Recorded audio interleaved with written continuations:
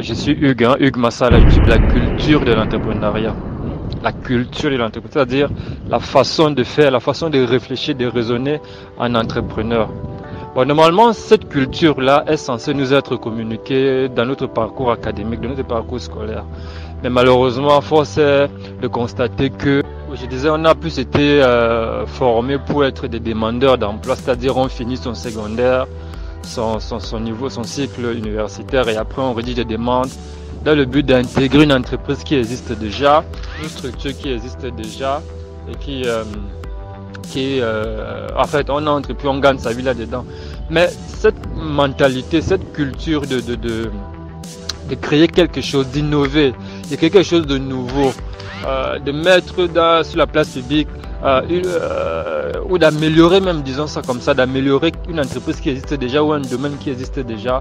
Cette culture-là, on ne nous a pas communiqué ça dans nos parcours. C'est vrai que moi, dans ma formation, je suis ingénieur en génie civil, ingénieur des travaux de génie civil. On a eu des cours sur gestion, création et gestion d'entreprise. C'est un cours qui n'a duré que un semestre à peine. Mais ça n'a pas suffi pour nous communiquer cette volonté-là de créer quelque chose. Alors qu'on vit dans un pays, on vit dans un continent en Afrique où il y a vraiment des choses à créer. Donc le premier problème, c'est toujours dans notre façon d'être formé. Nous tous on cherche des emplois, mais très peu s'engagent vraiment dans cette logique-là. Mais d'où vient cette culture, cette mentalité? Ça vient d'où?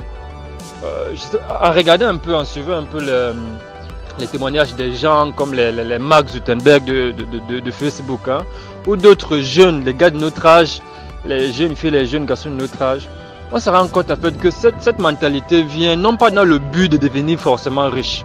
C'est vrai, être entrepreneur donne également plus tard hein, d'avoir une certaine aisance sur le plan financier. Mais en fait, la plupart de ces gens ont créé quelque chose de nouveau à partir des problèmes, à partir des insuffisances qu'ils trouvaient dans leur environnement, à partir parfois même de leurs propres défauts. Hein. Certains ont créé des entreprises, ont embauché des gens. Ils sont partis parfois des moqueries dont ils avaient été victimes ou encore des insuffisances qu'ils avaient dans leur environnement. En fait, ce sont les faiblesses, les manques, ce sont les défis ou les challenges dont ils ont fait face qui les ont poussés à créer quelque chose de nouveau.